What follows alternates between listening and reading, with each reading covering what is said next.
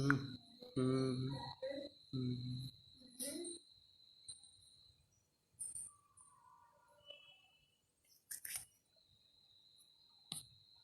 शुरू कर दिया हूँ।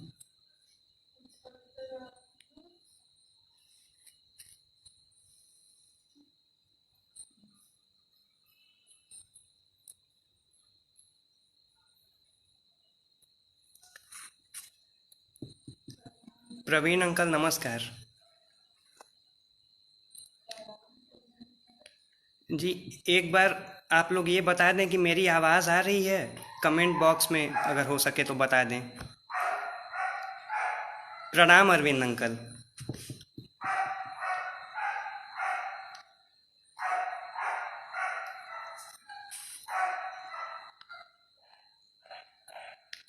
एक बार ये बस मुझे बता दें कि मेरी आवाज़ आ रही है ना ठीक ठीक।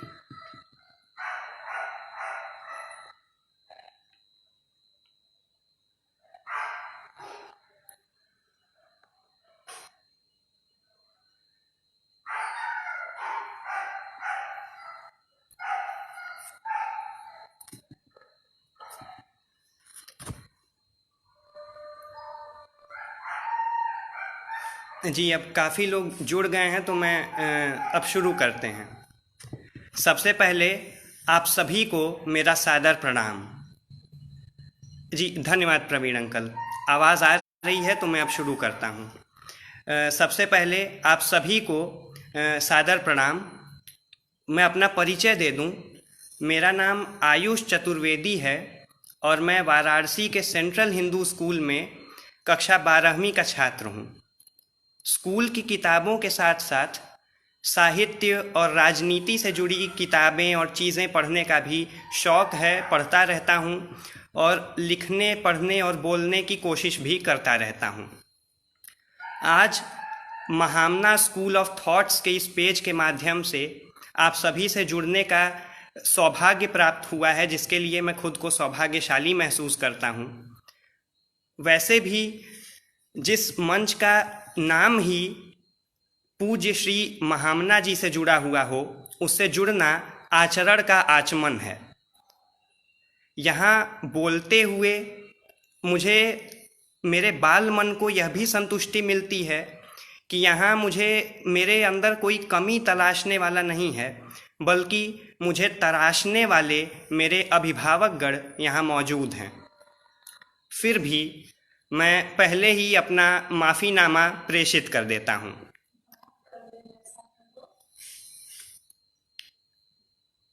धन्यवाद कहने की तो मेरी हिम्मत नहीं है, लेकिन फिर भी काशी हिंदू विश्वविद्यालय के पूर्व छात्र संघ उपाध्यक्ष परम आदरणीय डॉक्टर अरविंद शुक्ला अंकल का मैं धन्यवाद करना चाहूँगा कि जिनका अधिकार है कि वो अगर मेरा कान उखाड़ कर भी बोलें कि ये काम करो, तो मैं खुशी खुशी वो काम करूँगा। और जब उनका आमंत्रण मिला तो मुझे प्यार और गर्व से समाहित एक गुदगुदी हुई और एक डर भी लगा कि कहीं मैं बड़ा तो नहीं हो रहा हूँ। खैर, अर्पण कर दूं दुनिया का सब भार तुम्हारे हाथों में। तो इसी के साथ मैं बात को शुरू करता हूँ और एक निवेदन करूँगा कि यदि लड़खड़ाऊँ तो संभालिएगा। आज मेरा विषय है युवाओं में महापुरुषों को लेकर समझ। जी, मैं विषय दोहराता हूँ। मेरा विषय है युवाओं में महापुरुषों को लेकर समझ। यह बड़ा ही महत्वपूर्ण और साथ ही में बड़ा ही जटिल विषय भी है। महत्वपूर्ण इसलिए क्योंकि महापुरुषों को समझने की ज़रूरत है, और जटिल इसलिए क्योंकि हम नहीं समझ रहे हैं। भारत एक युवा देश है और किसी भी देश में युवाओं का बहुत महत्व होता है। किसी भी क्रांति में, किसी भी आंदोलन में युवाओं का बहुत महत्व होता है, या यूं कहें कि बिना युवाओं के कोई क्रांति ही नहीं होती। एक बड़ी ही अच्छी पंक्ति मैंने कहीं पढ़ी थी कि कथानक व्याकरण समझे तो सुरभित छंद हो जाए। कथानक व्याकरण समझे तो सुरभित छंद हो जाए, हमारे देश में फिर से सुखद मकरंद हो जाए। मेरे ईश्वर मेरे दाता ये कविता मांगती तुझसे, युवा पीढ़ी संभल करके विवेकानंद हो जाए। युवा पीढ़ी संभल करके विवेकानंद हो जाए। तो हम उस देश के वासी हैं जहां नारे लगते हैं कि युवाओं के कंधों पर युग की रवानी चलती है, युवाओं के कंधों पर युग की कहानी चलती है, उस ओर जमाना चलता है जिस ओर जवानी चलती है। तो ऐसे मुल्क के हम वासी हैं, ऐसे देश के हम वासी हैं जहां युवाओं का महत्व है, जो एक युवा देश है।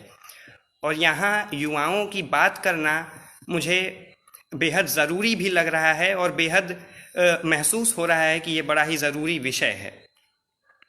लेकिन एक खेद भी प्रकट करना चाहूँगा, और ये खेद ये आज युवाओं में यदि हम देखें तो पढ़ने की जो एक ललक होती है वो ख़त्म होती जा रही है। और यही कारण है कि हम महापुरुषों को नहीं समझ पा रहे हैं।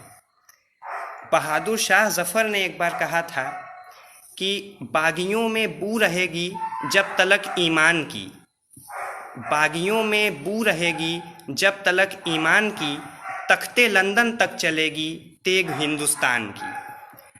तो हमें युवाओं के महत्व को समझना है, लेकिन आज का जो युवा है वो किताबों से दूर होता जा रहा है। प्रवीण अंकल धन्यवाद, स्वागत है आपका। आज का जो युवा है वो किताबों से दूर होता जा रहा है। आज विरले ही ऐसे लोग मिलते हैं जिनके घर लाइब्रेरियां हों, जिनके घर ऐसी अलमारियां हों जिनमें किताबें सजी हुई हों। आज विरले ही ऐसे लोग मिलते हैं। तो यही है कि युवा अपना महत्व खुद ही नहीं समझ रहे हैं, व्हाट्सएप और फेसबुक के ज्ञान पर निर्भर कर रहे हैं। उस व्हाट्सएप और फेसबुक के ज्ञान पर जो कहता है कि ये मैसेज 10 लोगों को फॉरवर्ड करो तो आपके घर में धनवर्षा होगी, ऐसे व्हाट्सएप के पीछे हम पड़े हुए हैं। और यही कारण है कि हम सुनी सुनाई बातें मान लेते हैं, और वही कारण है कि हमारे अंदर भ्रांतियाँ और तरह तरह के पूर्वाग्रह पलने लगते हैं।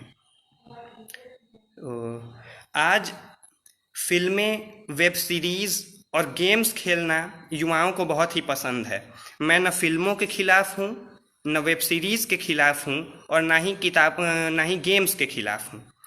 लेकिन पूरा दिन यदि हम वही करेंगे, यदि हम पढ़ने को समय नहीं देंगे, जिस तरह से हम समय लगाते हैं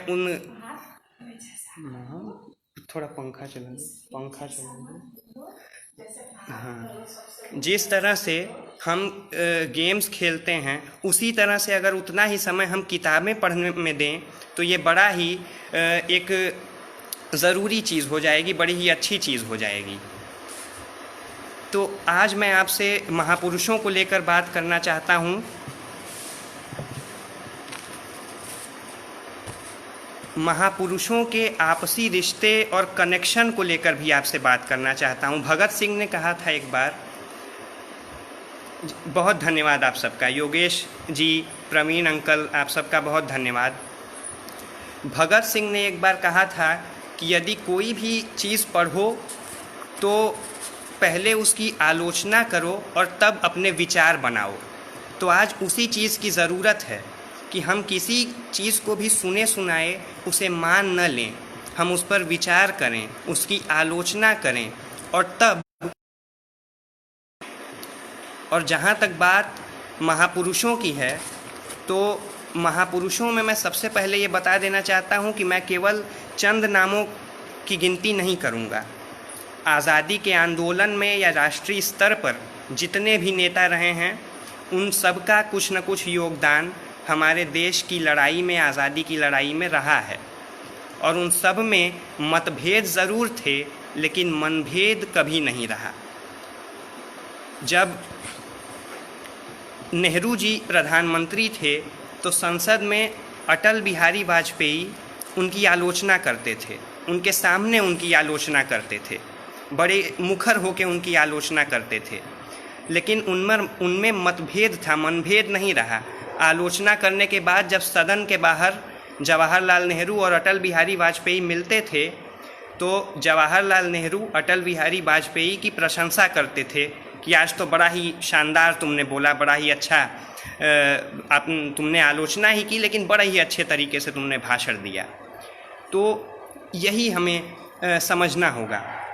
और आज मैं इस विषय को, जो ये विषय है कि युवाओं में जो महापुरुषों को लेकर जो समझ है, इस विषय को मैं कई बिंदुओं में बांटना चाहता हूँ, कई टॉपिक्स में बांटना चाहता हूँ। तो सबसे पहले मैं गांधी और भगत सिंह के बारे में आपको बताना चाहूँगा। ये बड़ा ही सुनने में आता है, ये भ्रांति फैली हुई है, पूर्वाग्रह कह लें या जो कह लें, कि सुनने में आता है, कहा जाता है कि भगत सिंह की फांसी महात्मा गांधी ने नहीं रोकी।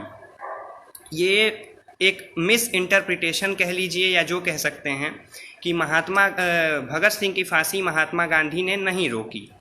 लेकिन सबसे पहली बात कि जब भगत सिंह को फांसी हुई तब महात्मा गांधी वकालत करना छोड़ चुके थे। दूसरी बात, वॉइस रॉय जो तत्कालीन थे उनका नाम था लॉर्ड इरविन, जिससे महात्मा गांधी ने 11 मांगें रखी और उसमें उन्होंने ये मांग भी की कि यदि संभव हो तो भगत सिंह की फांसी को तुम रोक दो, आप रोक दीजिए। अगर आप दांडी मार्च, नमक सत्याग्रह का इतिहास खंगालेंगे तो आपको ये बातें मिलेंगी कि जिसमें महात्मा गांधी ने भगत सिंह की रिहाई की मांग की है, उनको फांसी न करवाने के लिए बोला है, लेकिन उनकी 11 मांगों में से कोई भी मांग नहीं मानी गई। और भगत सिंह खुद भी नहीं चाहते थे कि उनको फांसी से रोका जाए, क्योंकि वो कहते थे कि इस समय मैं क्रांति का पर्यायवाची बन गया हूँ, इस समय मैं क्रांति का पर्याय बन गया हूँ और यदि मेरी फांसी रोक दी गई तो वो युवा जो मुझे देखकर प्रेरित हुए हैं क्रांति की तरफ, वो लोग शायद पथ से भ्रमित हो जाएं। इसलिए ये हमें समझना होगा कि भगत सिंह और महात्मा गांधी में मतभेद थे लेकिन मनभेद नहीं रहा। और अगर आप, जब भगत सिंह जेल में नहीं थे उससे पहले उन्होंने कई पत्रिकाओं और कई अखबारों में खूब लेख लिखे हैं। कीर्ति नाम का एक पत्रिका है, पंजाबी पत्रिका है, उसमें उन्होंने खूब लेख लिखे हैं और कई लेखों में उन्होंने महात्मा गांधी की बड़ी तारीफ की है। तो उनमें कभी भी द्वेष नहीं रहा, उनके रास्ते अलग थे लेकिन उनका जो मंजिल थी उनकी वो एक ही थी। अब चूंकि ये पेज महामना मदन मोहन मालवीय जी से जुड़ा हुआ है तो एक भ्रांति मालवीय जी के बारे में भी फैली हुई है कि मालवीय जी को आज के युवा कह लें या आज के लोग मालवीय जी को मानते हैं कि मालवीय जी बड़े ही जो है कि कट्टर हिंदूवादी या कट्टर ब्राह्मणवादी नेता थे। ऐसा नहीं था। हमारा जो सनातन धर्म है ये कट्टर, इसमें कट्टरपन नहीं है, ये बड़ा ही उदारवादी धर्म है। तो महामना मदन मोहन मालवीय कोई भी एक कट्टर व्यक्ति नहीं थे, वो एक उदार व्यक्ति थे और उन्होंने सांप्रदायिक सौहार्द यानी कम्यूनल कोऑपरेशन और कम्यूनल हार्मनी के से जुड़े हुए कई भाषण दिए हैं। 1922 में उन्होंने लाहौर में एक भाषण दिया हिंदू मुस्लिम एकता से जुड़ा हुआ और 1931 में कानपुर में मालवीय जी ने एक भाषण दिया हिंदू मुस्लिम एकता से जुड़ा हुआ। तो ये हम नहीं कह सकते। और मालवीय जी बचपन से ही बड़े ही प्रतिभाशाली थे। 14-15 वर्ष की आयु से ही वो कविताएं और गज़लें लिखना शुरू कर दिए थे। फक्कड़ सिंह, झक्कड़, जेंटिलमैन और मकरंद जैसे उपनामों से कविता लिखा। आप लोगों को मालूम हो या ना भी मालूम हो तो मैं बता देता हूँ कि मालवीय जी 15-16 वर्ष की आयु से ही कविताएं और गज़लें लिखते थे और उपनाम से लिखते थे। फक्कड़ सिंह उनका उपनाम था, जेंटिलमैन उनका उपनाम था और मकरंद उनका उपनाम था। इन उपनामों से वो कविताएं लिखते थे। आप सबका बहुत बहुत धन्यवाद। और मैं कोशिश करूंगा कि सिर्फ मैं ही ना बोलूं, आप भी जो सवाल पूछेंगे मैं उसका भी जवाब देने की पूरी कोशिश करूंगा, इसलिए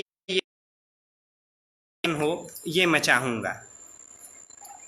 अब दूसरा विषय या दूसरा बिंदु जो इस विषय से संबंधित है वो मैं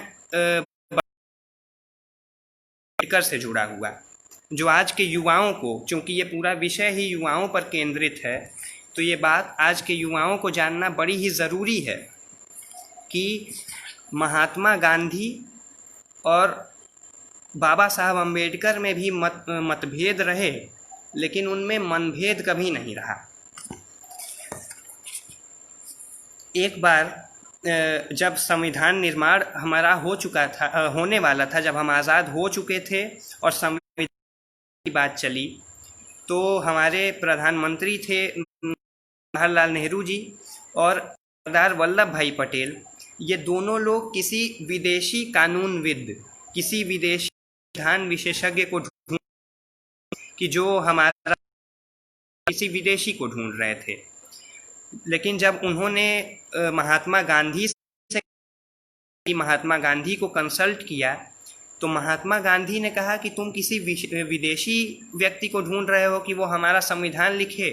क्या हम इसीलिए आज़ाद हुए थे कि कोई विदेशी हमारा संविधान लिखे? तब उन्होंने बोला कि हमारे पास बाबा साहब अम्बेडकर हैं, भीमराव अम्बेडकर हैं, तुम उनके पास जाओ और उनसे वही हमारा संविधान लिखेंगे, उनको संविधान सभा का सदस्य बनाओ। जिसके बाद बाबा साहब अम्बेडकर ने हमारा संविधान लिखा। तो यही बात है कि बाबा साहब अम्बेडकर में और महात्मा गांधी में भी मतभेद रहे, लेकिन मनभेद कभी नहीं रहा।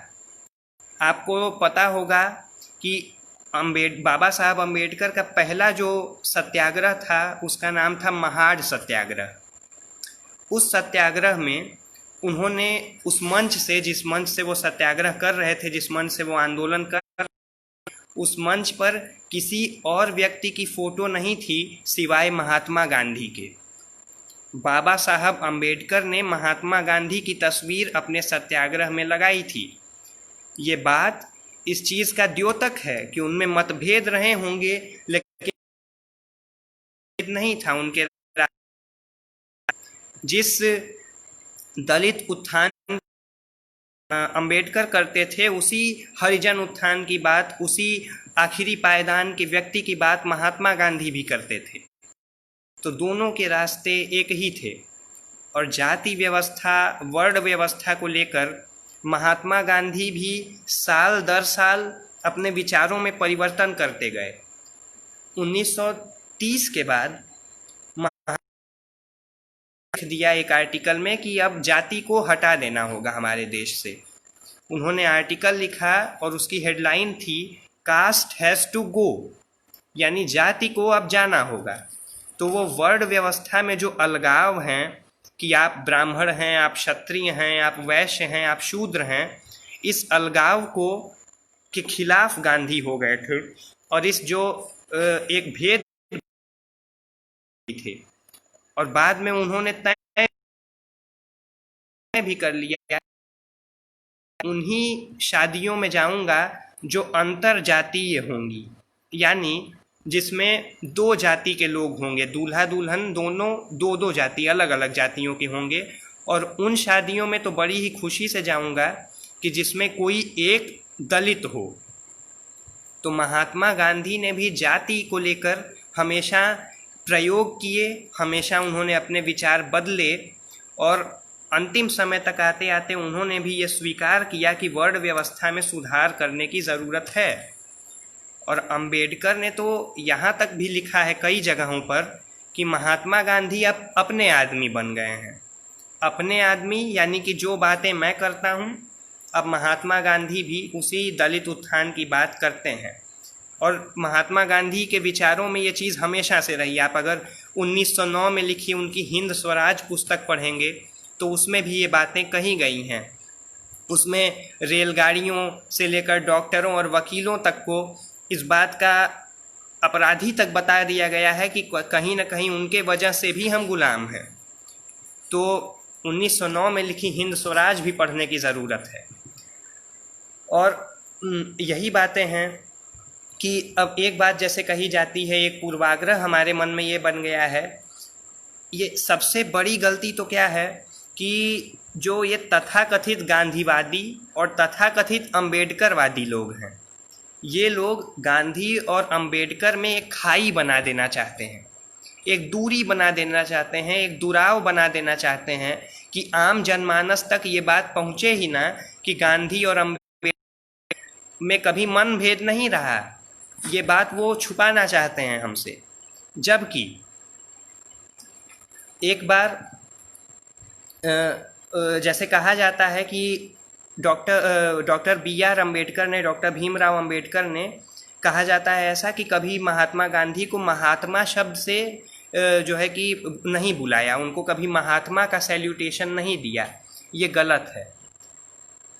बाबा साहब अम्बेडकर मराठी और अंग्रेज़ी में लिखते थे और गांधी गुजराती और अंग्रेज़ी में लिखते थे।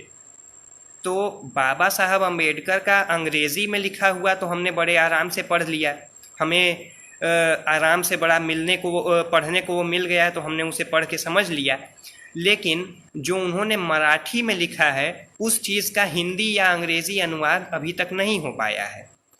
तो अपने मराठी लेखन में बाबा साहब अम्बेडकर ने तकरीबन 50 से भी ऊपर बार गांधी को महात्मा कहा है और बापू कहा है। तो सोचना होगा, बाबा साहब अम्बेडकर ने कईयों बार गांधी जी को महात्मा के नाम से बुलाया है। तो ये पूर्वाग्रह हमें बंद करना होगा। ये बातें हमें जो हमें सुनी सुनाई बातें बता दी जाती हैं उससे। अब आप सोचिए कि बाबा साहब अम्बेडकर का पहला सत्याग्रह, उसमें उन्होंने किसी और नेता की फ़ोटो नहीं लगाई, ज्योतिबा फुले की फ़ोटो नहीं लगाई, सावित्रीबाई फुले की फ़ोटो नहीं लगाई, उन्होंने गांधी की फ़ोटो लगाई, क्योंकि वो खुद मानते थे कि इस दौरान भारत का ही नहीं विश्व का सबसे बड़ा नेता महात्मा गांधी हैं। इस बात को वो स्वीकार करते थे। और सन 1948 में 30 जनवरी को महात्मा गांधी की हत्या कर दी गई नाथूराम गोडसे द्वारा, 30 जनवरी सन 1948 को। और उसी साल यानी सन 1948 में ही अप्रैल के महीने में बाबा साहब अम्बेडकर ने दूसरी शादी की। जी, बाबा साहब अम्बेडकर ने उसी साल अप्रैल में की महात्मा के तकरीबन 3 महीने बाद। तो सरदार वल्लभ भाई पटेल ने, या शायद राजेंद्र प्रसाद ने, शायद वल्लभ भाई पटेल जी ने ही उनको बाबा साहब अम्बेडकर को शादी की मुबारकबाद देते हुए एक पत्र लिखा। तो उस पत्र के जवाब में ने लिखा कि हाँ, मुझे भी बहुत खुशी है कि यदि महात्मा गांधी आज जीवित होते तो वो भी मेरी शादी में ज़रूर आते। ये बात मैं दोहराऊंगा कि बाबा साहब अम्बेडकर ने वल्लभ भाई पटेल के पत्र के जवाब में लिखा कि मुझे यकीन है कि अब तो महात्मा गांधी जीवित नहीं हैं, उनकी हत्या हो गई, लेकिन अगर वो जीवित होते तो मेरी इस शादी में ज़रूर आते, क्योंकि ये शादी मेरी अंतर जातीय है, इंटरकास्ट मैरिज है। और महात्मा गांधी ने ये प्रण लिया था कि अब मैं केवल अंतर जातीय विवाहों में ही जाऊंगा। तो बहुत बहुत बहुत धन्यवाद संदीप त्रिपाठी जी आपका। आप सबसे भी मुझे खूब प्रेरणा मिलती है, बहुत धन्यवाद जी। तो यही चीज़ें हैं कि हमें जो पूर्वाग्रह हमें बता दिए गए हैं, जो कुछ बातें हमें सुनी सुनाई बता दी गई हैं, उससे हमें बचना होगा। और हिंद स्वराज 1909 में जब दक्षिण अफ्रीका से इंग्लैंड से दक्षिण अफ्रीका आ रहे थे महात्मा गांधी, पानी की जहाज़ से आ रहे थे, तो उस जहाज़ में कई कट्टरवादी लोग थे और उन्होंने महात्मा गांधी से, तब वो महात्मा गांधी नहीं थे, तब वो मोहनदास करमचंद गांधी या मोहनदास के गांधी थे, तब उनसे कई सवाल पूछे गए, जिसको उन्होंने एक किताब के रूप में ढाला और उसका नाम रखा हिंद स्वराज। ये किताब मैं एक युवा होने के नाते कहूँगा कि शायद मैं तो इतना तक कहूँगा कि हर भारतीय के कलेक्शन में ये किताब ज़रूर होनी चाहिए, हिंद स्वराज ज़रूर होनी चाहिए। उस किताब में महात्मा गांधी ने लिखा है कि अगर अंग्रेज़ भारत में आकर रह रहे हैं तो उन्हें हिंदुस्तानी बनकर रहना होगा, उन्हें अपनी पाश्चात्य सभ्यता को छोड़कर हिंदुस्तान में आना होगा। वो कहते हैं कि तलवार चलाने वालों की मौत भी तलवार से होती है। भारत जो है महात्मा बुद्ध के नाम से जाता है, महात्मा गांधी के नाम से जाता है, युद्ध के खिलाफ रहा है, हमेशा अहिंसा और शांति की बात भारत ने हमेशा की है। तो वही महात्मा गांधी लिखते हैं कि तलवार चलाने वालों की मौत भी तलवार से ही होती है, तो हमें इससे बचना होगा, हमें अहिंसा को अपनाना होगा। और इटली का एग्जाम्पल वो देते हैं, इटली का उदाहरण देते हैं। इटली में जो है कि नेशनल हीरोज़ कह लें या इटली की आज़ादी की लड़ाई में दो लोगों का बहुत बड़ा हाथ था, एक गिसिप्पी मैज़िनी का और एक गैरीबाल्डी का। गैरीबाल्डी का कहना था कि हम लड़कर आज़ादी लेंगे, वो इटली के थे, दोनों लोग इटली के थे। मैज़िनी एक संत आदमी थे, मैज़िनी का कहना था कि अहिंसक तरीके से हम आज़ादी चाहेंगे और एक शांतिपूर्ण देश का हम निर्माण करेंगे। तो महात्मा गांधी हिंद स्वराज में यही लिखते हैं कि मैज़िनी का जो इटली है वो अभी भी गुलाम है, क्योंकि इटली अभी भी शांतिपूर्ण नहीं है। इटली में आज़ादी तो अभी भी वो शांतिपूर्ण नहीं हो पाया है। तो यही बातें हैं। और जैसा मैंने भगत सिंह और महात्मा गांधी की बात की, तो ये भी बता दूं कि भगत सिंह में एक बदलाव हुआ। भगत सिंह पहले अराजक थे, ये बात हमें स्वीकार करनी होगी, वो हमारे आदर्श हैं, लेकिन भगत सिंह ने खुद स्वीकारा है कि मैं पहले अराजक था, लेकिन फिर मैं धीरे धीरे अराजकतावाद से वैचारिक लड़ाई की तरफ बढ़ा। प्रोफेसर चमन मोहन सिंह की एक किताब है भगत सिंह और उनके साथियों के दस्तावेज, राजकमल प्रकाशन ने इस किताब को प्रकाशित किया है। मैं किताब का नाम फिर से बताऊंगा, भगत सिंह और उनके साथियों के दस्तावेज, ये किताब का नाम है। इसको आप पढ़ डालिए और इसमें आप पाएंगे कि भगत सिंह के कई लेख इसमें छपे हुए हैं। इसमें उन्होंने महात्मा राष्ट्रीय नेताओं तक की तारीफ की है। तो इसी किताब में भगत सिंह ने बताया है एक लेख में कि मैं पहले अराजक था, एक टेरो कम्युनिस्ट था, लेकिन फिर मैं धीरे धीरे पढ़ने लगा, एक वैचारिक लड़ाई की तरफ बढ़ा। पहले मेरे जो रोल मॉडल थे वो थे एक रूसी क्रांतिकारी बकुनिन, जो कि अराजकतावादी थे, लेकिन फिर मैंने धीरे धीरे पढ़ने की शुरुआत की।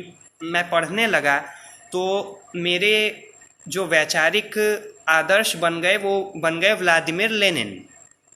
तो उन्होंने बताया है कि मैं अराजकतावाद से किस तरह से एक साइंटिफिक कम्युनिज्म या वैचारिक साम्यवाद की तरफ बढ़ा, ऐसा भगत सिंह ने अपनी किताब में बताया है। और चूंकि भगत सिंह के ज़माने में उस समय किताबें बहुत कम, किताबें तो नहीं, बहुत ही कम लाइब्रेरियां होती थी, बहुत कम कलेक्शंस होते थे किताबों के जहाँ से कोई किताबें खरीद कर पढ़ सके। तो लाला लाजपत राय ने एक लाइब्रेरी खुलवा दी थी, बड़ी ही अच्छी लाइब्रेरी, जिसमें तमाम तरह की विदेशी लेखकों की किताबें मौजूद थी। तो भगत सिंह उस लाइब्रेरी में मतलब खूब जाते थे, उस लाइब्रेरी में खूब पढ़ते थे। और उस लाइब्रेरी के लाइब्रेरियन ने कहा कि Bhagat Singh did not read the book, he just swallowed them। Bhagat Singh did not read the book, he just swallowed them, यानी भगत सिंह किताबें पढ़ते नहीं थे, उनको निगल जाते थे।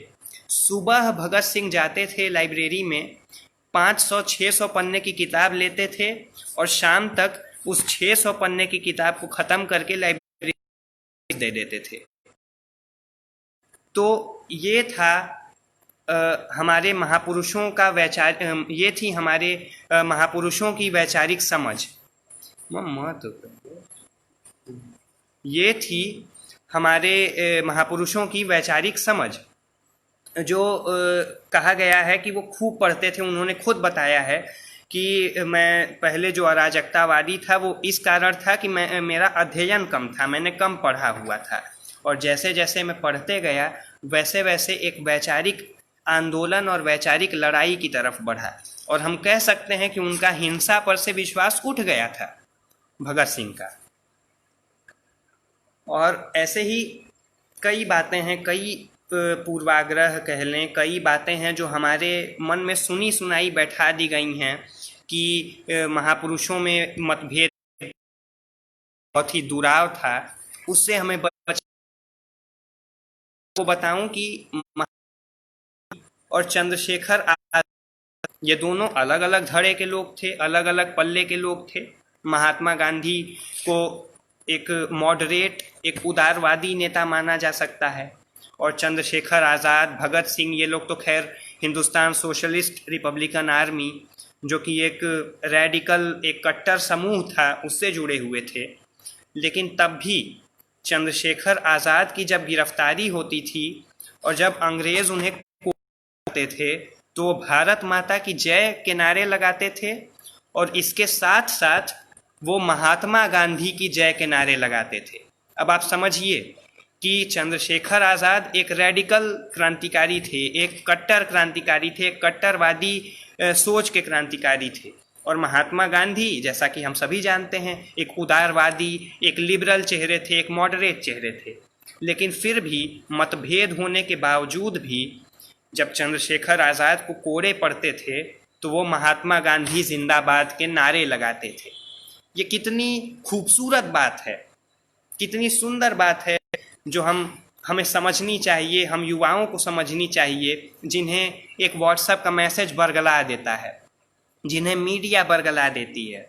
मैं तो कहूँगा कि मीडिया के सारे चैनल्स आप छोड़ दें, खाली राज्यसभा टीवी देखें, डीडी न्यूज़ देखें, बड़ी सीखने की चीज़ आपको मिलेंगी। बहुत कुछ सीखने को उन्हीं चैनलों से आपको मिलेगा।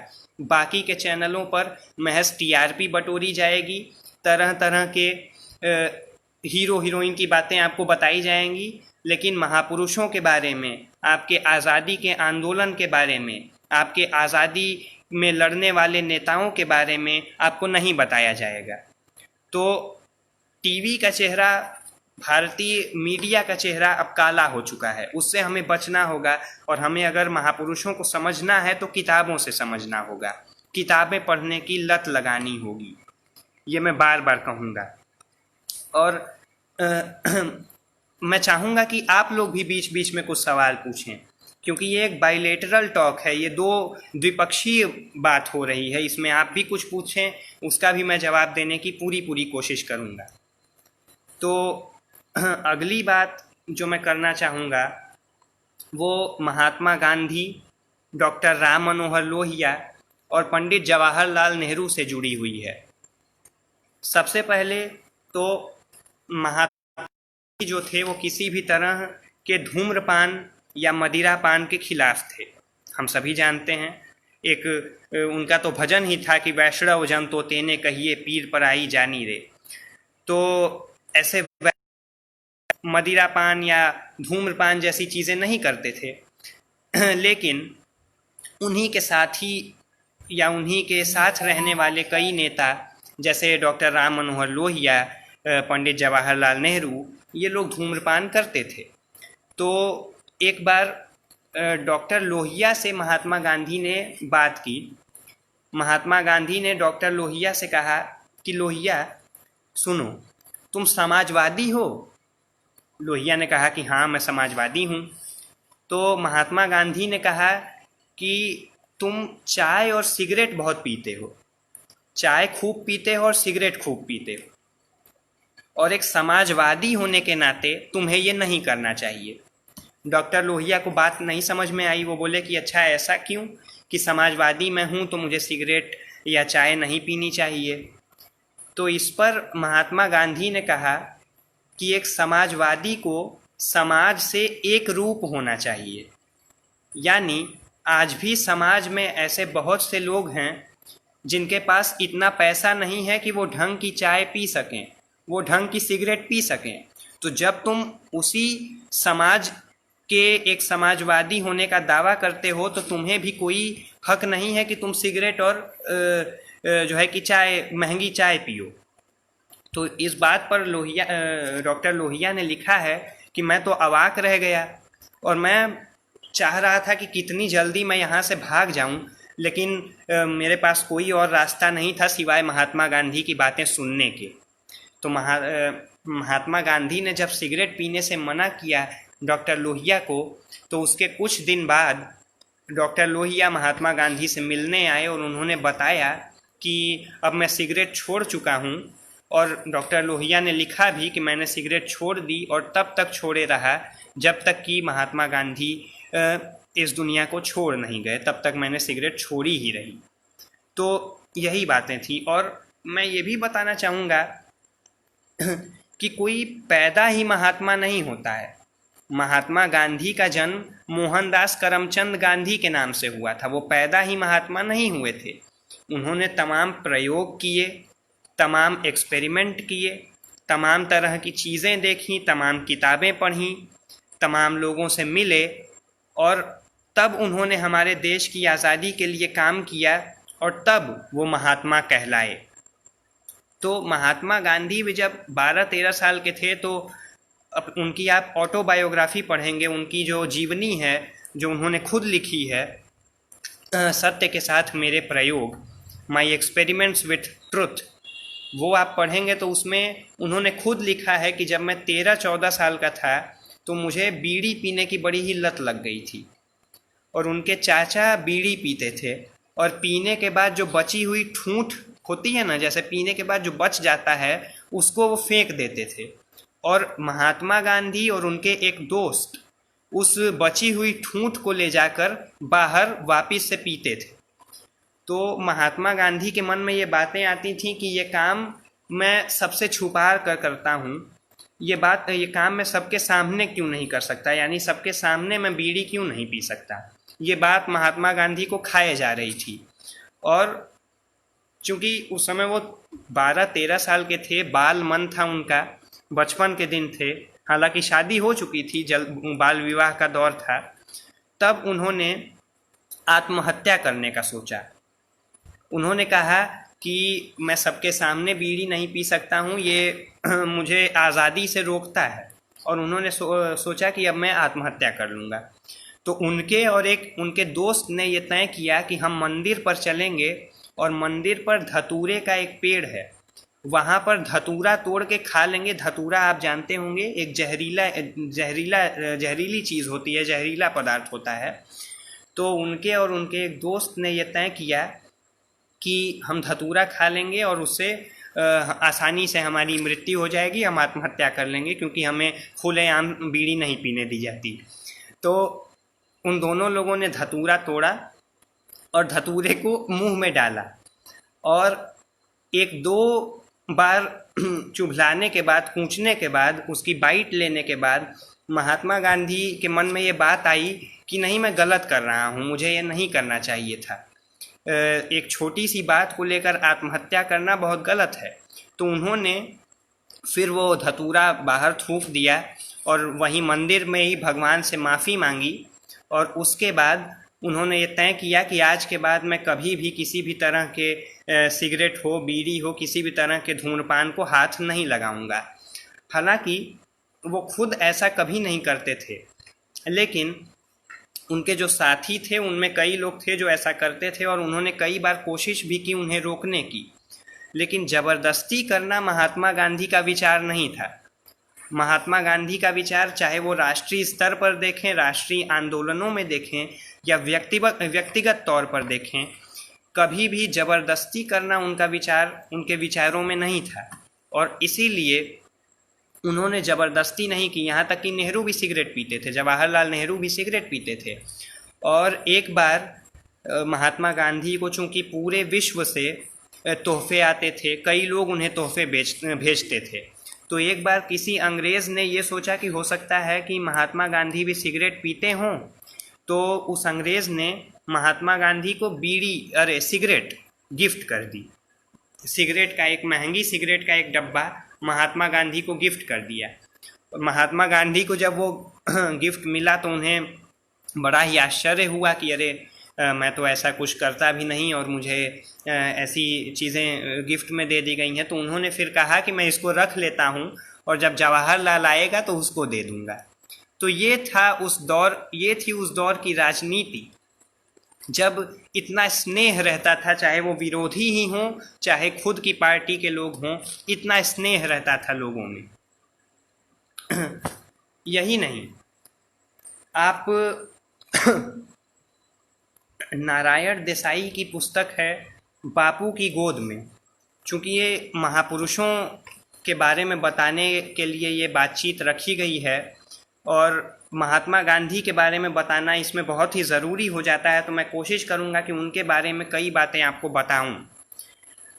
तो नारायण देसाई जो हैं वो महात्मा गांधी के सचिव थे, एक महादेव देसाई जिनका नाम था, उनके पुत्र हैं नारायण देसाई।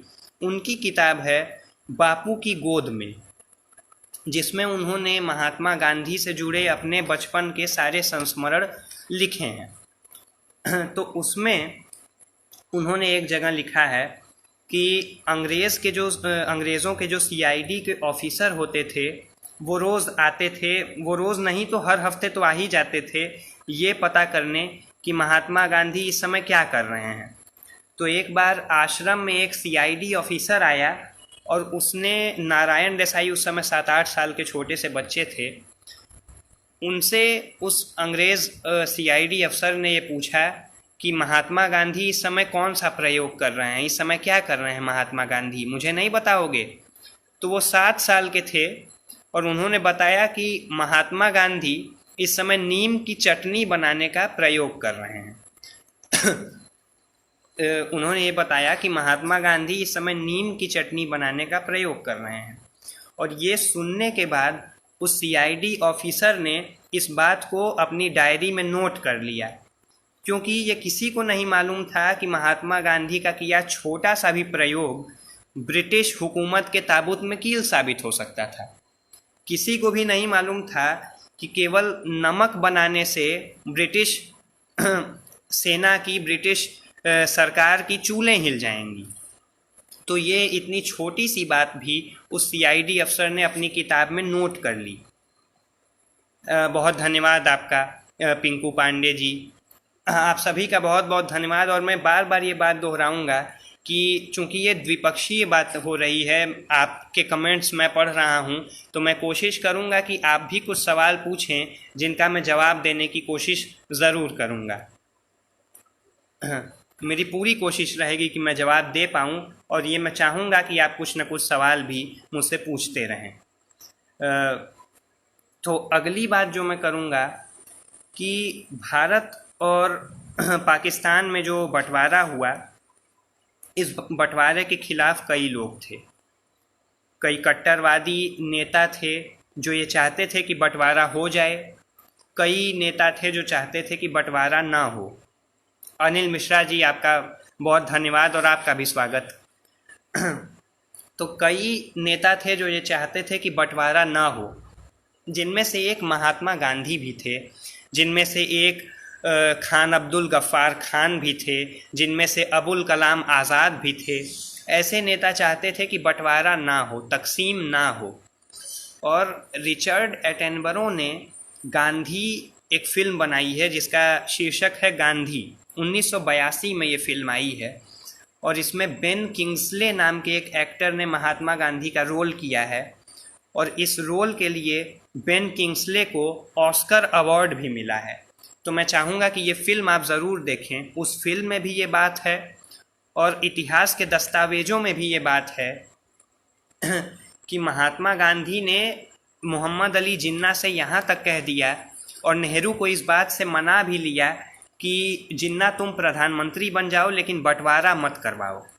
यानी ये देश का जो 2 नेशंस थ्योरी है कि जिसमें एक मुसलमान बाहुल्य इलाका होगा जो कि पाकिस्तान होगा और एक हिंदू बाहुल्य इलाका होगा जो कि हिंदुस्तान होगा, तो उसका वो उन्होंने कहा कि ये गलत है, ये बंटवारे से तुम भले प्रधानमंत्री बन जाओ लेकिन ये बंटवारा रोक दो, तुम अपने लोगों को ये करने से रोक दो कि वो एक दूसरे में झगड़ा ना करें। लेकिन चूँकि मोहम्मद अली जिन्ना पर एक कह लें कि लालच सवार थी, कह लें कि एक प्रभुत्व स्थापित करने का, जबकि मोहम्मद अली जिन्ना का इस्लाम के रीति रिवाजों से कुछ भी लेना देना नहीं था। जो एक उदारवादी नेता थे, जो पार्टीशन यानी तकसीम के खिलाफ थे, वो एक इस्लामिक स्कॉलर थे, वो नमाज पढ़ते थे, लेकिन जिन्ना नमाज बहुत कम पढ़ते थे और वो इस्लाम के बारे में उन्हें बहुत ही कम चीज़ें पता थी, लेकिन वो इस्लाम के जो है कि ठेकेदार बन गए कह सकते हैं। इस्लामिक एक मुल्क उन्होंने बनाना चाहा, तो ये उनकी लालच थी। जबकि यदि हम इतिहास में जाएं तो अलीगढ़ यूनिवर्सिटी के एक प्रोफेसर हैं इरफान हबीब, उन्होंने एक किताब में लिखा है कि मोहम्मद अली जिन्ना ने लोकमान्य तिलक का एक मुकदमा लड़ा। अब आप समझिए, लोकमान्य तिलक, बाल गंगाधर तिलक एक हिंदूवादी नेता थे। बाल गंगाधर तिलक एक हिंदूवादी नेता थे और मोहम्मद अली जिन्ना एक मुस्लिम नेता थे। लेकिन तब भी जब लोकमान्य तिलक पर ब्रिटिश सरकार ने देशद्रोह का मुकदमा चलाया था, राजद्रोह का मुकदमा चलाया था, तब उन्हें कोई वकील नहीं मिल रहा था और तब मोहम्मद अली जिन्ना ने लोकमान्य तिलक का केस लड़ा। तो ये बात काबिले गौर है कि हमें समझना होगा कि मोहम्मद अली जिन्ना भी शुरू से ही उतने कट्टर नहीं थे। शुरू में उन्होंने आज़ादी की लड़ाई में साथ दिया, उतना ही साथ दिया कांग्रेस के सम्मेलनों में जहां महात्मा गांधी भाषण देते थे वहां मोहम्मद अली जिन्ना भी भाषण देते थे। लेकिन धीरे धीरे मोहम्मद अली जिन्ना के मन में एक नए राष्ट्र की बात आई। हालांकि जो टू नेशंस थ्योरी है वो बहुत पहले भी लागू नहीं तो उसकी बात कर दी गई थी और वो मोहम्मद अली जिन्ना ने नहीं की थी, वो दूसरे किसी ने की थी। खैर, लेकिन हमें यही मालूम है कि मोहम्मद अली जिन्ना ने ही वो काम किया। तो मोहम्मद अली जिन्ना के अंदर लालच आ गया कि मैं मुस्लिमों का एक ठेकेदार बन जाऊं, एक मुस्लिम राष्ट्र हो जाए जिसका कि मैं एक राष्ट्रीय नेता बन जाऊं, प्रधानमंत्री बन जाऊं। तो उसी लालच ने पाकिस्तान का निर्माण करवा दिया। एक सवाल प्रवीण अंकल ने पूछा है कि गांधी जी प्रधानमंत्री क्यों नहीं बने, जबकि सबसे लोकप्रिय और विश्वसनीय व्यक्ति तो वही थे। तो मुझे जहाँ तक लगता है कि अगर महात्मा गांधी प्रधानमंत्री ही नहीं, अगर महात्मा गांधी सांसदी का भी चुनाव लड़ते तो उन्हें हरा दिया जाता। इसलिए हरा दिया जाता क्योंकि उस समय जो दंगे हो रहे थे, उस समय का जो माहौल था उसके खिलाफ गांधी थे। गांधी में लालच नहीं थी कि गांधी ने तो आज़ादी से पहले ही कांग्रेस छोड़ दी थी। उन्होंने कहा कि आपको जब भी मेरी ज़रूरत होगी, किसी एडवाइस लेनी होगी, कोई मुझसे बात करनी होगी, मुझे कंसल्ट करना होगा, तो आप आराम से मुझसे बात कर सकते हैं। लेकिन उन्होंने आज़ादी से पहले ही कांग्रेस छोड़ दी थी और वो तो ये कहते थे कि कांग्रेस जो है वो अपना नाम बदल के एक सेवा दल के रूप में आ जाए। तो महात्मा गांधी की तो अलग ही विचारधारा थी। वो तो ये भी कहते थे कि अभी तक मुझे अंग्रेज़ों ने जेल में डाला और मैं आज़ाद भारत की भी जेलों में रहूँगा, क्योंकि मैं जानता हूँ कि मैं आज़ादी के बाद भी चुप नहीं रहूँगा। आज़ाद भारत में भी मैं वही काम करूँगा, मैं वही समानता लाने की बात करूँगा जो मैं आज़ादी से पहले करता था। और ये संभव है कि अभी तक मुझे अंग्रेज़ों ने जेल में डाला, अब मुझे भारतीय नेता ही जेल में डाल देंगे। तो महात्मा गांधी किसी भी दल से बहुत ही ऊपर थे। महात्मा गांधी एक सेपरेट एंटिटी थे। महात्मा गांधी की विचारधारा बिल्कुल अलग थी और कुछ ही लोग हैं जिन्होंने उस विचारधारा को अपने अंदर समा पाए। जैसा कि डॉक्टर लोहिया ने कहा कि 3 तरह के गांधीवादी हुए। एक राजनीतिक गांधीवादी, जिनमें हम जवाहरलाल नेहरू का नाम ले सकते हैं, वल्लभ भाई पटेल का नाम ले सकते हैं, और एक मठाधीश गांधीवादी, जिन्होंने गांधी को एक मठ के रूप में बना दिया, अपनी मठाधीशी चलाई गांधी के नाम पे। और उसमें उन्होंने कहा कि विनोबा भावे एक मठाधीशी गांधीवादी हैं। और तीसरे तरह के गांधीवादी होते हैं कुजात गांधीवादी, अछूत गांधीवादी, जिन्हें कि गांधीवादी माना ही नहीं जाता है होते हैं। लोहिया खुद को गांधीवादी मानते थे। लोहिया कहते थे कि मैं गांधीवाद से, हालांकि उनका कुछ न कुछ मतभेद भी कहीं न कहीं कुछ मुद्दों पर था, लेकिन वो खुद को गांधीवादी ही मानते थे। और उन्होंने जब पीएचडी की तो गांधी के नमक आंदोलन पर ही उन्होंने पीएचडी की। ये बहुत बड़ी बात है। तो यही बातें हैं कि महात्मा गांधी ने सब पर कुछ न कुछ प्रभाव अपने छोड़े, चाहे वो डॉक्टर लोहिया रहे हों, जवाहरलाल नेहरू रहे हों, या कोई भी बड़ा नेता रहा हो। मैं अभी भी वही चाहूँगा कि आप कुछ न कुछ ऐसे ही सवाल पूछते रहें ताकि मैं उनका जवाब देने की कोशिश करता रहूं। तो यही मैं बताऊंगा कि हमें साहित्य और राजनीति में रुचि बनाने की ज़रूरत है। हमें अपने घर किताबें रखने की ज़रूरत है, किताबों का एक कलेक्शन रखने की ज़रूरत है कि जिससे हम सच्चाई को जान सकें। बंटवारा हुआ तो बंटवारे के खिलाफ, भारत में भी बंटवारे के खिलाफ लोग थे और पाकिस्तान में भी बंटवारे के खिलाफ लोग थे। जॉन एलिया एक बहुत ही प्रख्यात शायर हैं। जो उपाधि यहाँ पे हरिवंश राय बच्चन को दी गई थी भारत में, वही उपाधि पाकिस्तान में जॉन एलिया की थी। और जॉन एलिया पैदा हुए थे उत्तर प्रदेश के ही अमरोहा में, लेकिन बंटवारे के बाद कराची पाकिस्तान चले गए। लेकिन वो हमेशा मुल्क जो है अपना, वो हिंदुस्तान ही मानते थे। तो इस बात से हमें ये बात स्वीकारनी होगी कि जिस तरह से भारत में बंटवारे के खिलाफ लोग थे, उसी तरह पाकिस्तान में भी फैज़ अहमद फैज़, हबीब जालिब जैसे शायर, जिन्होंने कि नज़में लिख दी कि दीप जिसका महल्लात ही में जले, चंद लोगों की खुशियों को लेकर चले, वो जो साए में हर मसलिहत के पले, ऐसे दस्तूर को सुबह बेनूर को मैं नहीं मानता, मैं नहीं जानता।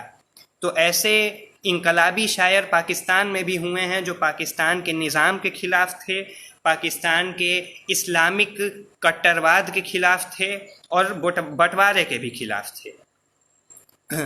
एक सवाल संदीप त्रिपाठी जी का है कि तो क्या गांधी जी को व्यक्ति की पहचान नहीं थी जो उन्हें अपने उत्तराधिकारियों की जाने का भय था? पहले तो मुझे जो लगता है वो यही कि महात्मा गांधी से ज़्यादा किसी व्यक्ति को कोई पहचानता ही नहीं था। महात्मा गांधी के अंदर बहुत ही अद्भुत शक्ति थी कि वो व्यक्तियों को बहुत ही जल्दी पहचान लेते थे। महात्मा गांधी को एक सीरियस फिगर मानने की ज़रूरत नहीं है। हमने युवाओं में यही सबसे बड़ी गलती कर दी कि महात्मा गांधी को एक किया कि महात्मा गांधी बड़े या ढीठ तरह के, एक बहुत ही सीरियस किस्म के, मनहूस किस्म, जबकि महात्मा गांधी में पंच और विट बहुत था। महात्मा गांधी चुटकुले बोलते थे। महात्मा गांधी एक बार ब्रिटेन में किसी राजा से मिलने गए और जब मिलकर बाहर आए तो उनसे पूछा गया कि बताइए ठंडी का मौसम है। पत्रकार ने पूछा कि ठंडी का मौसम है और आप खाली जो है कि एक लॉइन क्लॉथ यानी धोती और हल्के से एक शॉल में आए हुए हैं, आपको ठंडी नहीं लगती? तो उन्होंने मजाक में कहा कि राजा के पास हम दोनों के लिए बराबर कपड़े थे, जब मैं उनसे गले मिला तो मुझे भी गर्मी महसूस हो गई। तो महात्मा गांधी में पंच और विट बहुत था। और महात्मा गांधी कि गांधी जी को क्या व्यक्ति की पहचान नहीं थी? तो महात्मा गांधी में व्यक्ति की पहचान शायद महात्मा गांधी से ज़्यादा किसी में नहीं थी। विंस्टन चर्चिल ने गांधी जी को मस्खरा कहा कि गांधी जोकर है। तो गांधी एक बार चार्ली चैपलिन से मिलने गए। चार्ली चैपलिन एक अदाकार थे, टीवी में एक्टर थे, शोज़ बनाते थे। तो जब उनसे पूछा गया कि आप चार्ली चैपलिन से मिलने जा रहे हैं, तो उन्होंने कहा हाँ, अपने से भी बड़े जोकर से मिलने जा रहा हूँ। तो ये है कि महात्मा गांधी में पंच और विट बहुत था। प्रवीण जी ने एक सवाल पूछा है कि गांधी अगर प्रधानमंत्री बनते तो कैसा होता भारत? बड़ा ही अच्छा होता, लेकिन ये भी होता कि अगर वो प्रधानमंत्री बनने की घोषणा कर दिए होते तो 1948 से पहले ही उन्हें मार दिया जाता। इसके चलते उन्होंने कुछ ऐसा नहीं कहा, तो उसके चलते तो बल्कि 1948 तक वो जीवित रहे। लेकिन अगर वो प्रधानमंत्री बनने की बात किए होते तो चाहे वो मुस्लिम कट्टरपंथी संगठन हो चाहे हिंदू कट्टरपंथी संगठन हो, दोनों की बराबर कोशिश रहती कि महात्मा गांधी की हत्या कर दी जाए ताकि महात्मा गांधी प्रधानमंत्री न बन पाए। और महात्मा गांधी में प्रधानमंत्री या राष्ट्रपति बनने का कोई लालच नहीं था। तो यही बातें हैं कि महात्मा गांधी शायद प्रधानमंत्री कभी नहीं बनते, लेकिन अगर बनते तो आज के भारत की तस्वीर बहुत अलग होती। जिस स्वराज की बात हमें आज भी दोहरा कर करनी पड़ रही है, वो स्वराज हमें मिल गया होता तभी अगर गांधी जी प्रधानमंत्री बन गए होते। एक सवाल और है संदीप त्रिपाठी जी का कि जब जॉन एलिया खुद को हिंदुस्तानी मानते थे तो पाकिस्तान क्यों गए? पाकिस्तान जाने का चुनाव कर खुद को हिंदुस्तानी बताना क्या हिपोक्रेसी नहीं है? बड़ा ही अच्छा सवाल है।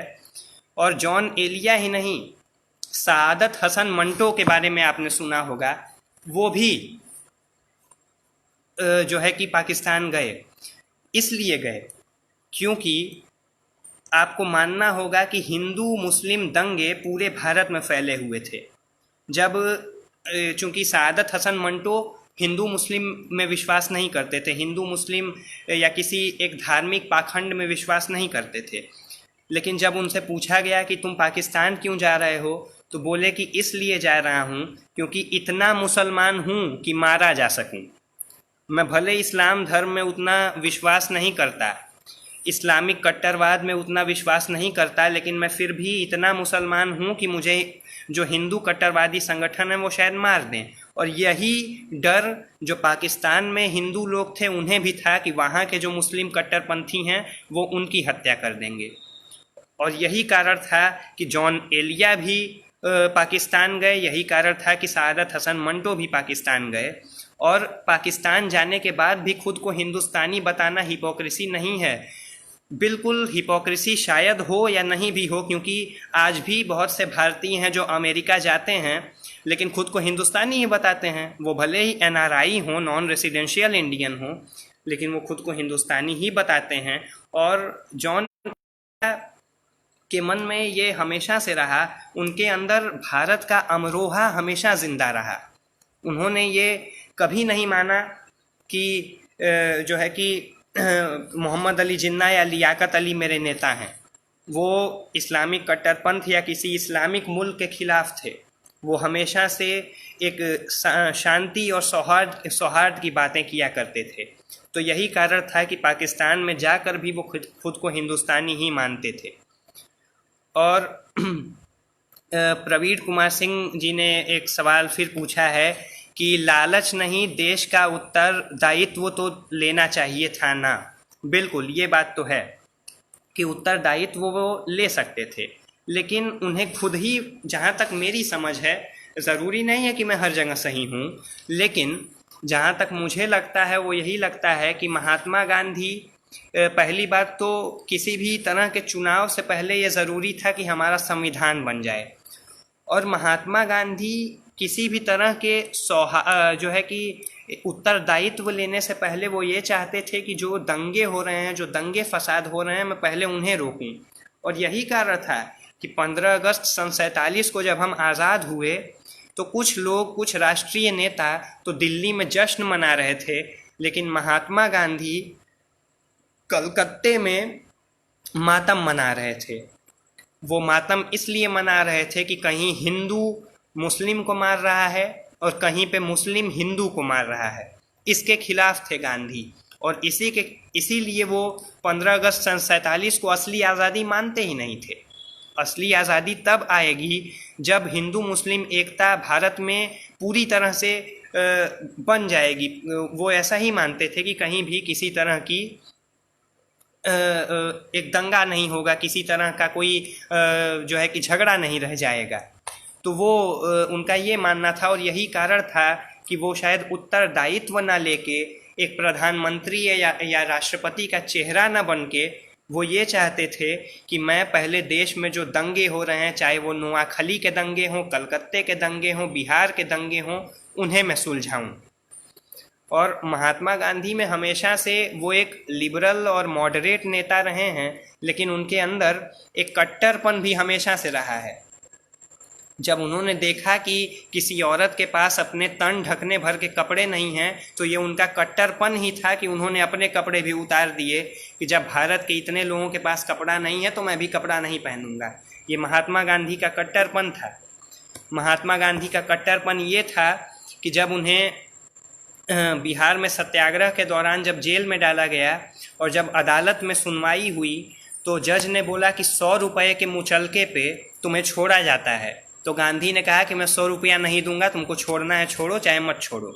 तो ये गांधी का कट्टरपन था और ये उस कट्टरपन के सामने कोर्ट भी खुद को बौनी महसूस की और उसने कहा कि बिना 100 रुपये दिए ही आपको रिहा किया जाता है। तो गांधी को समझना बहुत ज़रूरी है, गांधीवाद को समझना बहुत ज़रूरी है। बिना हाथ उठाए झापड़ कैसे मारा जाता है ये गांधी को पता था। तो ये हमें समझने की ज़रूरत है। प्रवीण अंकल, आपका बहुत शुक्रिया। प्रवीण अंकल ने एक और सवाल पूछा है कि क्या नेहरू जी को प्रधानमंत्री बनाना सबसे बड़ी गलती थी? मैं नहीं मानता, गलती नहीं थी, क्योंकि एक दूसरा चेहरा उनकी जगह हमें दिखता है सरदार वल्लभ भाई पटेल का। और ये बातें भी होती हैं कि हाँ, अगर सरदार वल्लभ भाई पटेल प्रधानमंत्री बन गए होते तो शायद हमारे देश का जो हमारे देश की हालत है, माली हालत है, सामाजिक हालत है, वो दूसरी होती। लेकिन ये दीगर बात है कि वल्लभ भाई पटेल खुद ही चाहते थे कि जवाहरलाल नेहरू ही हमारे प्रधानमंत्री बने। और जवाहरलाल नेहरू ने कुछ खामियां ज़रूर थीं, उन्होंने कुछ गलत फैसले भी लिए, लेकिन आप 1962 की चीन लड़ाई को देख सकते हैं, जो शायद उनके गलत फैसलों में से एक था कि जिसके चलते हमें इतनी बड़ी हार का सामना करना पड़ा। लेकिन हमें उनके सकारात्मक पक्ष पर भी विचार करना होगा। एक सिक्के के जब पूरी दुनिया की आवाम दो धड़ों में बटी हुई थी, एक कम्युनिज्म यानी यूएसएसआर सोवियत यूनियन के साथ था और दूसरा यूएसए यानी अमेरिका के साथ था। वेस्टर्न यूरोप के सारे देश जो थे वो नाटो बना के अमेरिका के साथ हो गए थे, यूएसए के साथ हो गए थे, और वॉर्सो पैक्ट बना के सोवियत यूनियन के साथ हो गए थे ईस्टर्न यूरोप के सारे लोग। तो जवाहरलाल नेहरू ने ही ये फैसला लिया कि हम दोनों गुटों से दूर, हम गुट निरपेक्ष रहेंगे, हम नॉन अलाइंड मूवमेंट चलाएंगे। और जिसमें उन्होंने कई मुल्कों के नेता, यूगोस्लेविया के जोसिप ब्रोज टीटो को लिया, इजिप्ट के जमाल अब्दुल नासेर को लिया और क्वामे नक्रुमाह को लिया। इन लोगों को अपने साथ निरपेक्ष आंदोलन की बात की कि ना हम जो है कि साम्यवाद की तरफ जाएंगे और ना ही पूंजीवाद की तरफ जाएंगे, ना यूएसए की तरफ जाएंगे, ना यूएसएसआर की तरफ जाएंगे। हम नए नए आज़ाद हुए मुल्क हैं और हमें बचना चाहिए कि किसी की जी पूरी करें। तो ये नेहरू का लिया बहुत ही बड़ा फैसला है। आईआईटी है वो नेहरू की ही देन है। तो कई जवाहरलाल नेहरू के हैं जिन्हें हम नहीं नकार सकते। 1000 पन्ने की ग्लिम्सेस ऑफ वर्ल्ड हिस्ट्री जेल में लिख देते हैं जवाहरलाल नेहरू। जेल में बैठे बैठे बिना किसी रेफरेंस के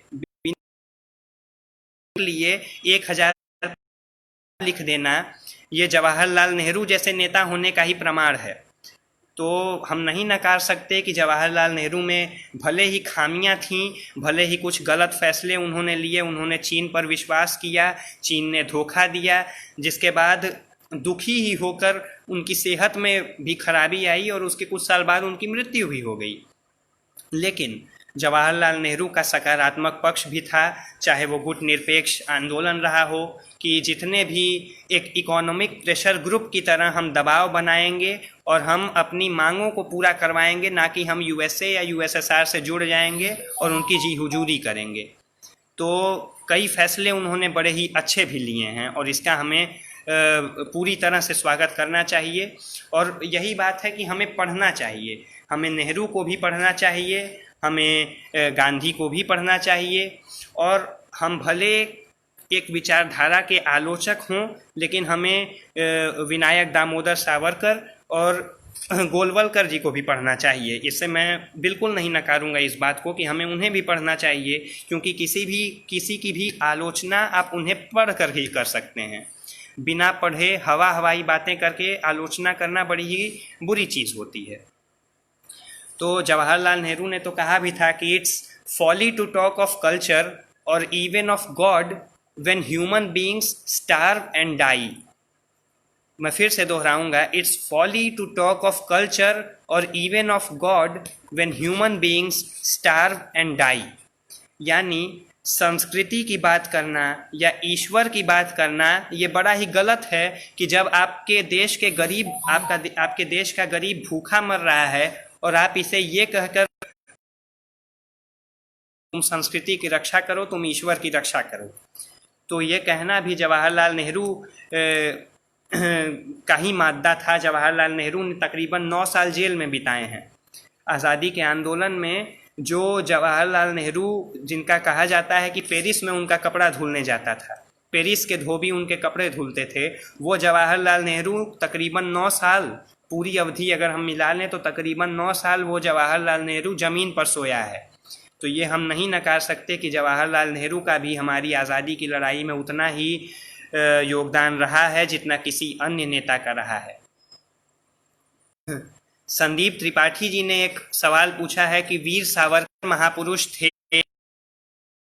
मेरी नज़र में वीर सावरकर को मैं जहाँ तक देखता हूँ, मैं ज़रूरी नहीं, मैं बार बार ये बात दोहराऊंगा कि ज़रूरी नहीं है कि मैं जो बोलूँ वो सच ही हो या आपको पसंद ही आए, लेकिन वीर सावरकर को मैं जहाँ तक मैंने पढ़ा और समझा है तो अंडमान जेल से पहले उनके अंदर मुझे एक बढ़िया, उन्होंने हिंदू मुस्लिम एकता की भी बात की है। अंडमान जेल में जाने से पहले उन्होंने हिंदू मुस्लिम एकता की बात की है और एक उनके बारे में कहा भी जाता है कि शायद किसी जहाज़ से वो अंग्रेज़ उन्हें कहीं ले जा रहे थे कैद करने के लिए और उस जहाज़ से वो कूद गए थे। तो ये काबिले तारीफ़ बात है। लेकिन मान जेल से निकलने के वो अलग बात है कि कहा जाता है कि उन्होंने माफ़ीनामे लिखे जेल से निकलने के लिए। खैर उसकी चर्चा मैं नहीं करूँगा, उनका भी योगदान रहा है हमारी आज़ादी की लड़ाई में। लेकिन जेल से निकलने के बाद जो हिंदू मुस्लिम एकता की बात थी वो उन्होंने पता नहीं क्यों भुला दी। उन्होंने हिंदुत्व की बातें वो करने लगे। हिंदुत्व की बातें करना गलत नहीं है, मैं फिर से दोहराऊंगा कि हिंदुइज़्म को हिंदुत्व हमने बना दिया है वो दूसरी चीज़ है, लेकिन उन्होंने नकारने जैसी बातें की या हिंदूवाद की बातें की, तो एक व्यक्ति इस बात का समर्थन नहीं करूंगा। और यदि आप उनकी लिखी हुई ये किताब पढ़ेंगे 6 इपॉक्स ऑफ इंडियन हिस्ट्री, जिसमें उन्होंने बताया है कि कैसे 6 बार हम भारतीयों ने विदेशियों से लड़ाई जीती। ये सावरकर की किताब है। तो यही मैं बोलूँगा कि मैं सावरकर की भले कई मुद्दों पर आलोचना करता हूँ, लेकिन मैं उन्हें पढ़ना भी चाहता हूँ, क्योंकि किसी की भी आलोचना उन्हें पढ़कर ही की जा सकती है। तो उन्होंने अपनी किताब में महात्मा गांधी के बारे में भी लिखा है कि मेरी महात्मा गांधी से तब भी बातें होती थीं जब वो महात्मा नहीं थे, वो खाली एक लॉयर थे कि जब वो खाली मोहनदास करमचंद गांधी एक वकील थे, तब से मेरी उनसे बातें होती हैं। तो कई मुद्दों पर सावरकर भी गांधी की बातें और गांधी की बातों से समर्थन करते थे, उनके समर्थक थे।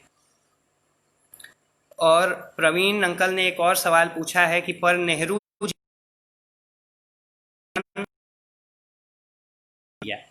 बिल्कुल स्वतंत्र रूप से नहीं किया, लेकिन अवध के सत्याग्रह के बारे में आपने शायद सुना हो, जिसमें कि अवध के जितने भी पीजेंट्स थे उनको अंग्रेज़ी सरकार क्या कर रही थी कि उनसे रेवेन्यू मांग रही थी, उनसे खूब जो है कि लगान वसूल कर रही थी। तो वो जवाहरलाल नेहरू ही थे जिन्होंने एक और व्यक्ति के साथ मिलकर अवध पीजेंट्स मूवमेंट करवाया था। ये उनका आंदोलन था। जैसे आपने कहा कि उन्होंने स्वतंत्र रूप से कोई आंदोलन नहीं किया, तो उन्होंने आंदोलन किया था। अवध पीजेंट्स मूवमेंट में वो खुलकर सामने आए थे और उन्होंने कहा कि जी हाँ, तो उन्होंने कहा कि जो किसानों से आप लगान वसूल कर रहे हैं, इतने बड़ी बड़ी रकमें वसूल कर रहे हैं, वो ना करें। और चूंकि जवाहरलाल नेहरू गांधी के अधीन ही काम करते थे, उस दौरान ना सरदार वल्लभ भाई पटेल गांधी से बड़े नेता थे, ना जवाहरलाल नेहरू गांधी से बड़े नेता थे, ना डॉक्टर लोहिया गांधी से बड़े नेता थे, ना अबुल कलाम आज़ाद गांधी से बड़े नेता थे। तो वो ये सारे लोग गांधी के अधीन काम करते थे और गांधी जितने आंदोलन करते थे उन आंदोलनों में ये लोग भी बढ़ चढ़ कर हिस्सा लेते थे। एक बार जब रॉलेट एक्ट के खिलाफ सत्याग्रह हो रहा था, तो उसमें भी सिविल डिसोबीडियंस मूवमेंट था, सिविल नाफरमानी आंदोलन में जब उन्होंने कहा कि न हम मारेंगे न मानेंगे, कि हम अंग्रेजी पुलिस को मारेंगे नहीं, लेकिन हम अपनी मांग पर अड़े रहेंगे। तो उस दौरान जब ये आंदोलन हो रहा था, तब एक व्यक्ति ने ब्रिटिश पुलिस पर हिंसा करने की, उसको मारने की कोशिश की। तब नेहरू ने उन्हें रोका कि नहीं, गांधी जी ने हमें कहा है कि हमें लड़ना नहीं है, हमें मारना नहीं है। तब फिर उसने ये काम नहीं किया और उस आंदोलन के बाद फिर नेहरू जी की गिरफ्तारी भी हुई। तो यही बातें हैं। और संदीप त्रिपाठी जी ने एक सवाल पूछा है कि वैष्णव जन हिंदुत्व में शामिल नहीं है या नहीं। मैं यही मानता हूँ कि वैष्णव जन हिंदुत्व में शामिल नहीं है, बल्कि हिंदुत्व वैष्णव जन में शामिल है। वैष्णव जन में हिंदुत्व भी शामिल है। वैष्णव जन में जब रघुपति राघव राजा राम की बात महात्मा गांधी करते हैं, ईश्वर अल्लाह तेरो नाम की बात महात्मा गांधी करते हैं, तो वो किसी एक धर्म के ठेकेदार बन के नहीं करते हैं। वो ये बात करते हैं कि हिंदू और मुस्लिम एकता हो, सिख की एकता हो, ईसाइयों की भी एकता रहे, और भारत जहाँ एक मत नहीं चल सकता, वहाँ एक धर्म कैसे चलेगा, इसकी बात महात्मा गांधी किया करते थे। तो वैष्णव जन हिंदुत्व में शामिल नहीं है, हिंदुत्व वैष्णव जन में शामिल है। और हिंदुत्व का जो कॉन्सेप्ट है वो वैष्णव जन से ही लिया गया है। अगर हम देखें तो वैष्णव जन में हिंदू भी आते हैं, गांधी के वैष्णव जन में मुस्लिम भी आते हैं। तो ये हमें समझना होगा। प्रवीण अंकल ने लिखा है कि किसान आंदोलन श्रद्धानंद जी ने किया था। जी, उसमें अवध पीजेंट्स मूवमेंट में लेकिन बढ़ चढ़ कर हिस्सा, मुझे अभी नाम नहीं पूरे तरीके से याद आ रहा है, लेकिन उस नेता का नाम कुछ और था, और उनके साथ मिलकर जवाहरलाल नेहरू ने अवध पीजेंट्स मूवमेंट कराया था, जो कि ऐसे इतिहास की किताबों में भी उपलब्ध है। ये मैं ऐसे ही नहीं कह रहा, ये इतिहास की किताबों में भी ये उपलब्ध है ये बातें। और आपने कहा कि सुभाष चंद्र बोस को भी अपने व्याख्यान में शामिल करते तो अच्छा होता। बिल्कुल, सुभाष चंद्र बोस को मैं बिल्कुल शामिल करता हूँ। और वही चीज़ है, जो बातें हमने महात्मा गांधी और किसी अन्य नेता के बारे में की, वही बातें यहाँ सुभाष चंद्र बोस से भी जुड़ी है कि सुभाष चंद्र बोस का भी रास्ता वही था। सबसे पहले राष्ट्रपिता की उपाधि सुभाष चंद्र बोस ने ही महात्मा गांधी को दी थी। सुभाष चंद्र बोस ने ही कहा था कि महात्मा गांधी हमारे राष्ट्रपिता हैं। तो इन चीज़ों से हमें समझना होगा कि सुभाष चंद्र बोस और महात्मा गांधी में भी मतभेद थे, सुभाष चंद्र बोस और जवाहरलाल नेहरू में भी मतभेद थे, लेकिन उनमें मतभेद कभी नहीं रहा। और यही कारण है कि हम एज एन इंडियन होने के नाते, एक भारतीय होने के नाते, हमें सुभाष चंद्र बोस का भी उतना ही सम्मान करना है जितना जवाहरलाल नेहरू का, जितना महात्मा गांधी का, जितना अबुल कलाम आज़ाद का। तो संदीप त्रिपाठी जी ने कहा कि शैव जन कौन है। अब ये तो नरसिंह मेहता से पूछना पड़ेगा। नरसिंह मेहता ने ये भजन लिखा है कि वैष्णव जन तो तेने कहिए जे पीड़ पर आई जानी रे। तो वैष्णव जन में उन्होंने ये भेदभाव करके नहीं लिखा कि हाँ तुम शैव हो, हाँ मैं वैष्णव हूँ। उनके वैष्णव जन का कॉन्सेप्ट अलग था। उनके वैष्णव जन में सामूहिक रूप से पूरी मानव सभ्यता आती थी। नरसिंह मेहता ने जब ये भजन लिखा कि वैष्णव जन तो तेरे कहिए, तो ये लिखा, और ये किसी भेदभाव को पैदा करने के लिए नहीं कि मैं वैष्णव जन हूँ तुम शैव जन हो, ये कोई बात नहीं होती है। वैष्णव जन के उनके कॉन्सेप्ट कि वैष्णव जन जितने की हिंदू जितने की मुस्लिम। प्रवीण जी आपका बहुत बहुत धन्यवाद। प्रवीण अंकल जी, काफ़ी समय हो गया ये बातें करते करते। अभी भी मैं चाहूँगा कि अगर आपके कुछ सवाल हों तो आप ज़रूर पूछें, वरना मैं एक अंतिम बात करके अपनी बात बंद करना चाहूँगा। काफ़ी समय हो गया।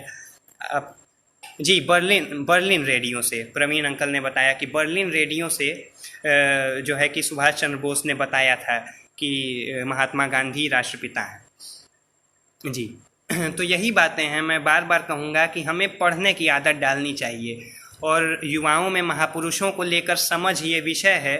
तो इसमें मैंने कोशिश की कि जितने भी राष्ट्रीय स्तर के नेता मुझे समझ में आते हैं उनके बारे में मैंने एक अपने तरफ से जो मुझे समझ आता है वो बातें मैंने रखने की कोशिश की।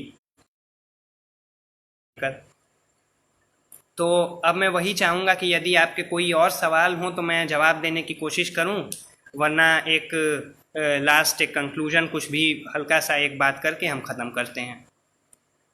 यदि कोई भी सवाल हो तो आप कृपया ज़रूर पूछें। तो वही बात है कि युवाओं से जुड़ा हुआ ये विषय है, तो हमें बढ़ चढ़ कर एक युवा होने का जो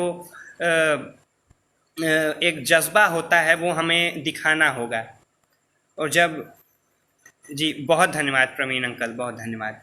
तो वही कि हमें किताबें पढ़ने की आदत डालनी होगी। हमें एक फेसबुकिया क्रांति करने की आदत से बचना होगा कि फेसबुक के कीबोर्ड पर हम क्रांति ना लाएं। हम ज़मीनी स्तर पर भारत को समझें और ज़मीनी स्तर पर ही भारत का बदलाव करें।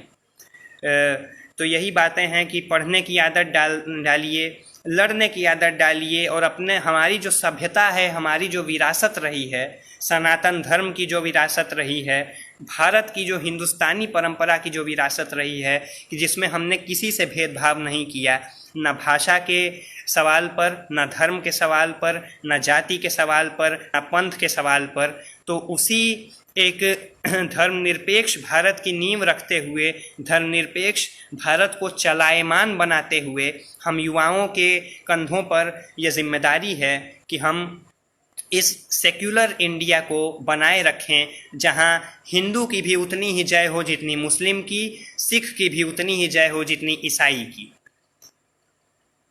आप सबका बहुत बहुत धन्यवाद। आप सबने बहुत अच्छे सवाल पूछे और मैंने भी कोशिश की कि उनका आपको माकूल जवाब जो मुझे समझ में आता है वो दे सकूं। और मैंने कोशिश की कि जितना मेरा अध्ययन हालांकि बहुत नहीं है, मैं अभी छात्र हूँ, 12वीं कक्षा का छात्र हूँ, आप सबसे कम ही अध्ययन हो सकता है मेरा हो, लेकिन फिर भी जितना भी मुझे बातें समझ में आती हैं, चाहे वो राष्ट्रीय आंदोलन से जुड़ी हुई बातें हों, महात्मा गांधी से जुड़ी हुई बातें हों, बाबा साहब अम्बेडकर से जुड़ी हुई बातें हों, ये बहुत ज़रूरी ये बातें पढ़ते रहने की। और वही किताबों का नाम आपको बता देता हूँ जो शायद आप सबने पढ़ी होगी, लेकिन अगर नहीं पढ़ी तो ज़रूर पढ़िए, क्योंकि इनसे आपका अध्ययन भी मजबूत होगा और हमारे राष्ट्रीय आंदोलन और भारत की जो नींव है उसको समझने में भी बड़ी ही आसानी होगी। तो हिंद स्वराज, आप महात्मा गांधी की किताब पढ़ सकते हैं। आप सावरकर, विनायक दामोदर सावरकर की किताब पढ़ सकते हैं, 6 इपोक्स of Indian history. Bhagat Singh के बारे में लिखी किताब भगत सिंह और उनके साथियों के दस्तावेज पढ़ सकते हैं, जिसे चमन लाल और डॉक्टर जगमोहन सिंह ने संपादित किया है। आप डॉक्टर अंबेडकर का जाति का विनाश, एनिहिलेशन ऑफ कास्ट पढ़ सकते हैं। जवाहरलाल नेहरू का डिस्कवरी ऑफ इंडिया पढ़ सकते हैं, और उन्हीं का ग्लिम्पसेस ऑफ वर्ल्ड हिस्ट्री भी पढ़ सकते हैं। तो किताबें पढ़ के विचार बनाइए, किसी सुनी सुनाई बात में आकर नहीं, टीवी पर चलाई गई किसी खबर को देखकर आप उस पर झूठा विश्वास मत कर लीजिए। उस पर किसी भी चीज़ को पढ़िए, उसको सुनिए, तो उसकी आलोचना करिए और फिर अपने विचार बनाइए। आप सबका बहुत बहुत धन्यवाद। प्रवीण अंकल आपका बहुत धन्यवाद, संदीप जी आपका बहुत धन्यवाद, मनीषा जी आपका बहुत धन्यवाद। आपने लिखा कि critical perspective is very essential. बिल्कुल सही बात है कि critical perspective is very essential. यही भगत सिंह ने भी कहा था कि lovers lunatics and poets are made of same stuff. तो उन्होंने ये भी कहा था कि हम जो अपने विचार बनाएं। जी, संदीप जी ने वो नाम भी बता दिया, बाबा रामचंद्रा उन नेता का नाम था जिन्होंने अवध किसान आंदोलन की नींव रखी और इसमें कदम से कदम मिलाया था जवाहरलाल नेहरू ने इस आंदोलन को चलाने में। और इसी के साथ शायद आपने पोट्टी श्री रामुलू का भी नाम सुना होगा। अगर आपने इसको और भी गहराई से पढ़ा होगा तो आपने पोट्टी श्री रामुलू जो आंध्र प्रदेश के एक क्रांतिकारी थे उनका नाम सुना होगा। वो गांधी जी से हर मुद्दे पर बहुत ही सहमत थे। वो कहते थे कि आप खादी की बात बड़ी अच्छी करते हैं कि हमें खादी पहननी चाहिए, बहुत अच्छा। आपने कहा कि हमें मदिरा पान से दूर रहना चाहिए, बहुत अच्छा। लेकिन वो गांधी की अहिंसा के खिलाफ थे। वो कहते थे कि गुरिल्ला मूवमेंट जो एक हिंसक आंदोलन होता है वो करके ही हम आज़ादी प्राप्त कर सकते हैं। ये पोट्टी श्री रामुलू का कहना था। आपने अगर ये पढ़ा होगा तो इसमें उसका भी एक रेफरेंस आपको शायद मिला हो। तो यही बातें हैं कि आज़ादी में आपने, बल्कि लीबिया में एक क्रांति हुई जिसके नेता थे उमर अल मुख्तार, उनको जो है कि असद अल सहरा कहा जाता है, यानी लॉयन ऑफ द डेजर्ट, कि रेगिस्तान का एक शेर है। तो उन्होंने भी बहुत ही सादा जीवन जिया।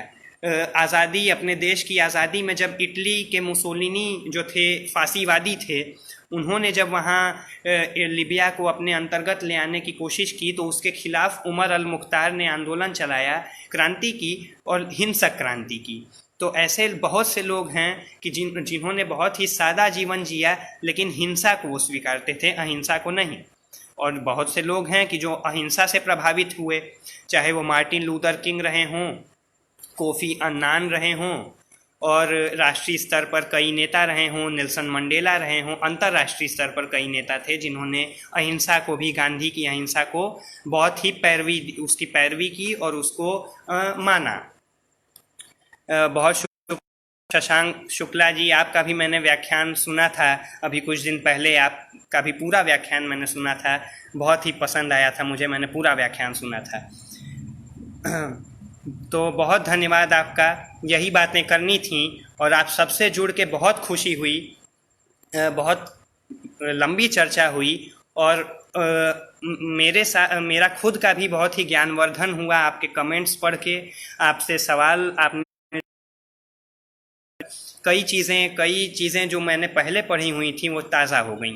तो बहुत बहुत शुक्रिया आपका, आप सबका, महामना स्कूल ऑफ पेज का, और एक बार पुनः प्रवीण अंकल और डॉक्टर अरविंद शुक्ला अंकल का,